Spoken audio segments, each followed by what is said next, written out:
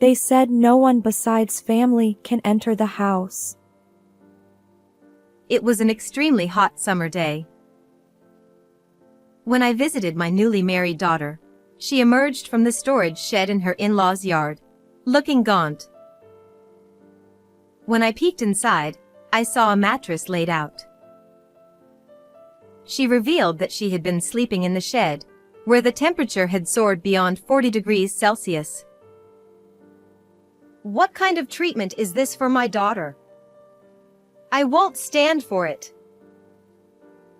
Furious after hearing everything, I took her away, disappearing from their sight. As a result, her in-laws turned pale, and in the end, they were trembling with fear. My name is Beth Anderson, 60 years old. I work for a local company, handling office duties. My husband passed away when I was young, and I raised my daughter, Billy, all on my own. There were plenty of hardships, but we always supported each other and overcame them. Billy grew into a resilient and kind woman. When she landed a job at a major company after graduating from college, we celebrated together. Eventually, Billy got married and moved out. Is Billy doing well? Surely, she's being cherished in her new home, right? I suddenly recalled the time before her wedding, when our families first met. Billy's fiancé was Ash Jordan, a nationally renowned professional golfer. He was from the same region, and he told us he was based locally. I was surprised, never expecting her to bring home such a famous person. They met at a golf event, it seemed. At the meeting of our families, Ash looked me straight in the eye. I vow to protect Billy for life once we're married. I want to walk through life with her.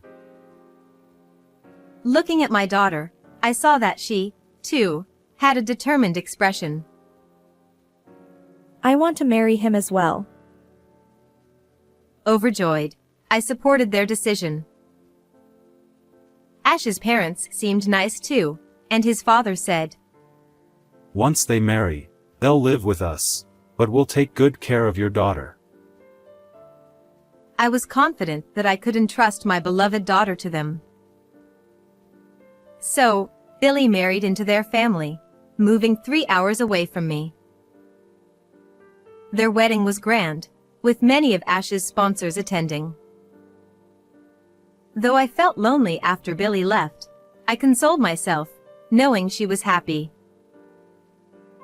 For a while after Billy got married, she would reply immediately whenever I messaged her to ask how she was doing.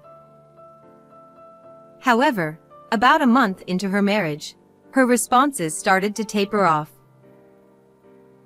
Concerned, I checked Ash's official social media, and they seemed to be attending various events and parties together, looking like a happy couple. Seeing pictures of Billy smiling put my mind at ease. I convinced myself that no news was good news. Then, more than half a year after Billy had married, on a summer day, I wanted to ask her about a gift for her in-laws, so I called her for the first time in a while. But all I heard was a message saying, "This number is no longer in service." Now that I think about it, she hasn't replied to my messages for a while either. Is she really doing okay? Could something have happened to her?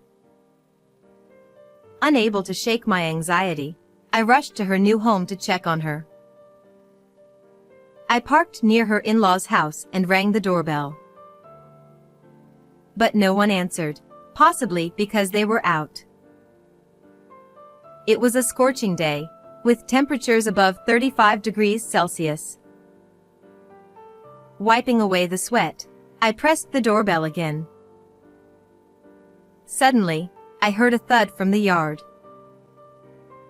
Panicked, I hurried to the garden, wondering if someone was there. What? Billy. There she was, crawling out of the storage shed. Mom. Her eyes widened in surprise when she saw me. Her face was so emaciated that I barely recognized her. She wobbled, as if dizzy, and I rushed over to support her. When I glanced inside the shed, the sight left me speechless.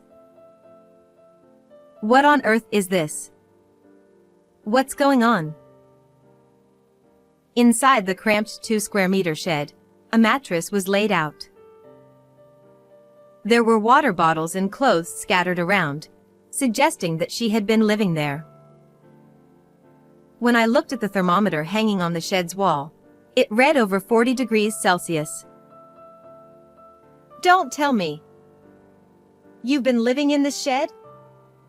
Why? Tears welled up in her eyes. They told me not to enter the house because I'm not family. She covered her face with her hands and began to sob. I quickly took her to a shaded area and handed her a cold drink. What's going on? Tell me everything. I urged her, and between sobs, Billy began to speak. Right after we got married, my in-laws told me to quit my job. I refused at first, but they held a grudge and started treating me harshly. She explained that her father and mother-in-law began bullying her after she refused to quit her job.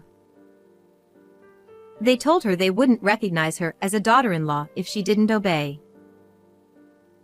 Eventually, under immense pressure, she quit her job, but their abuse only escalated. A month into the marriage, my father-in-law said, "You're not family, so you can't stay in the house. Live in the shed." She wasn't allowed to eat with the family, and they gave her leftovers. She couldn't even use the bathroom, so she bathed with the garden hose. Her once shiny hair was now damaged and brittle. My mother-in-law said I could only enter the house to do chores. They made me do all the housework under supervision, like a servant. That's awful. Didn't Ash try to protect you? Billy shook her head. He always turned a blind eye. Whenever I tried to talk to him, he ignored me. But for events and parties, he made me go and pretend like we were a happy couple. I didn't want to believe what she was telling me, but her gaunt appearance and the state of the shed made it clear that it was all true. Why did you let them treat you like this? You should have left sooner. Billy began to cry even harder, trembling as she spoke. Because my father-in-law said he could get you fired at any time. What? Me? Yeah. He said he's connected to someone important at your workplace and could get you fired whenever he wanted. I couldn't let that happen because of me. What a horrifying thought. My daughter had endured this nightmare for my sake. And Ash. Listening to everything she had to say, I finally snapped. How dare they treat my daughter like this? I will never forgive them. I placed a hand on my daughter's shoulder and looked her straight in the eyes. We're leaving this place right now. Come on, let's go. Without delay, I put her in my car and we drove away from her in-laws' house. And just like that, my daughter and I disappeared from their lives. To ensure they couldn't track us down, I took her to a hotel to rest. It's been so long since I've slept in a bed. Hearing such a heartbreaking comment, I watched her fall into an exhausted sleep and began planning my revenge on them. That night, I received a call from my son-in-law. Ignoring it, I was soon bombarded with calls from my in-laws as well. But I didn't answer any of them. According to the neighbors, the day after I took Billy away, the three of them were making a scene in front of my empty house. Still, I refused to answer their calls. 3 days later, I finally decided to answer a call from Ash. Finally. You're the one who took Billy, right? He shouted angrily the moment I picked up, showing none of the kindness he once had. I remained calm and composed as I answered, "Yes, I did." Give her back now. She has to attend today's charity event with me. He snapped at me impatiently, but I ignored him and demanded to know why Billy had been mistreated at his parents' house. Ash scoffed. That's her fault for not getting along with my parents. That's no excuse to make her live in a boiling hot shed. She's lucky she even had a roof over her head. Anyway, just return that servant of yours already. My parents are furious. Ignoring his ranting, I hung up. A few hours later, I found myself at the venue of the charity event that Billy and her husband were supposed to attend. I kept a low profile and watched from a distance as Ash and his parents were being interviewed. They were asked, "Where's your lovely wife today?" and the three of them looked pale, fumbling for words like, "She's not feeling well." At that moment, I stepped onto the stage confidently. "Excuse me, everyone, may I have your attention? I am Billy's mother. There's something I need to share with you all." When I greeted the audience that way, attention quickly turned to me with curious murmurs of what's going on. From the corner of the venue, Ash and his parents looked shocked, their faces filled with fear. "I have something my daughter would like to share with all of you. Please turn your attention to the screen," I announced. As I spoke, I operated the computer on stage, and Billy's face appeared on the large screen prepared for the event. I had set up a live broadcast connecting the venue to the hotel where Billy was hiding. After a brief greeting, Billy got straight to the point. Everyone, since becoming Ash's wife, I've endured terrible treatment at home. I wasn't allowed inside, as they said, no outsiders, and I was forced to live in the storage shed, even in the sweltering summer heat.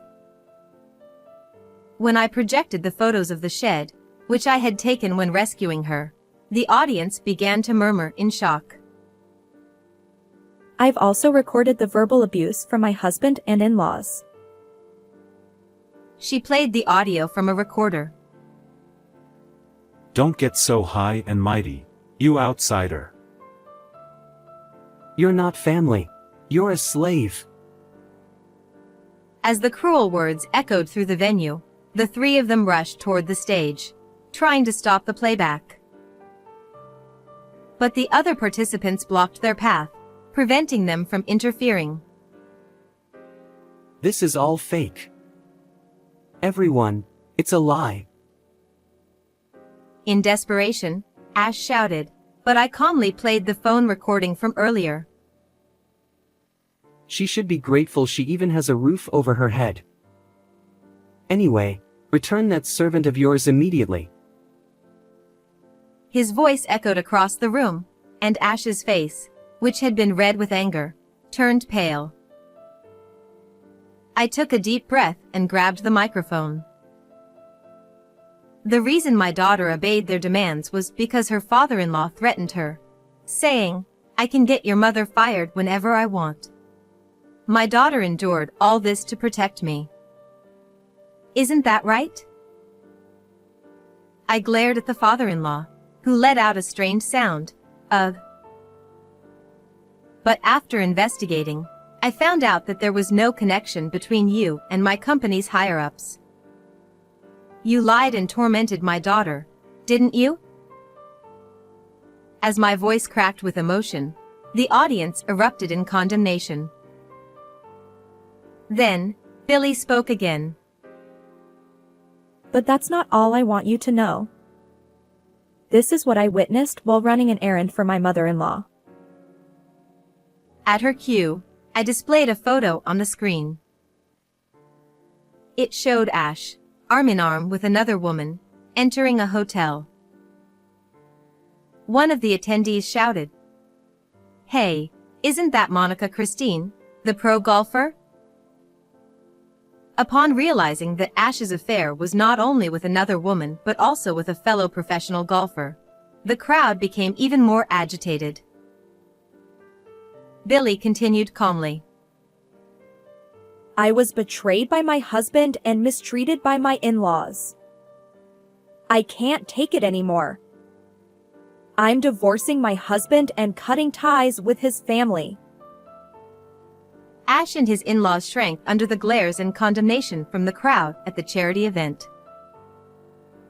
At that moment, a man stepped forward.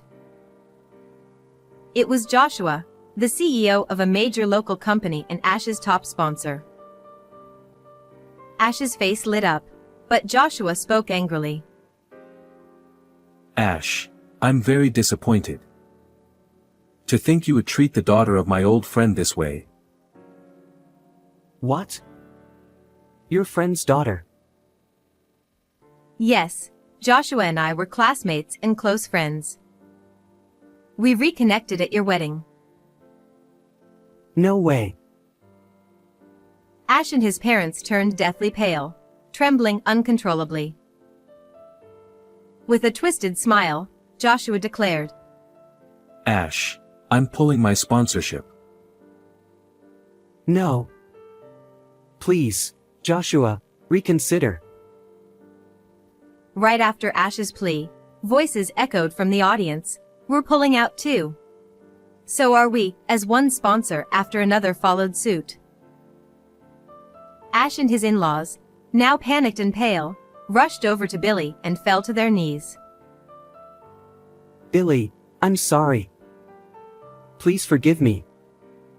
I'll end things with her, and I'll treat you right from now on.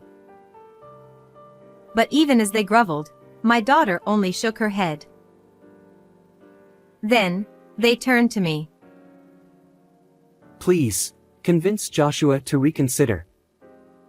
If I lose my sponsorships, I won't be able to continue as a professional golfer. I raised my voice firmly. I will never forgive you for what you did to my daughter. I don't care what happens to any of you. After bowing to the audience, I left the venue. Later, Billy and Ash's divorce was finalized. The truth about what Ash and his family had done spread like wildfire, thanks to the event's attendees. Ash, now exposed for his affair, lost all his sponsors and had to retire from professional golf, while his mistress also left the sport. Billy sued them both for $30,000 each in damages for the affair and successfully collected the payments. Ash's family, now infamous in their neighborhood as the heartless family who made their daughter-in-law live in a shed, was forced to sell their house and move away. Jobless and relying entirely on Ash's income, the family now lives in a rundown apartment, working part-time jobs from morning till night. It's all their own doing, and I feel no sympathy for them. As for Billy and me, we now live together. She's slowly recovering and currently working at Joshua's company. I'll continue to watch over her, hoping she finds true happiness one day. How did you like this story? Please don't forget to subscribe to the channel. I'll see you in the next video.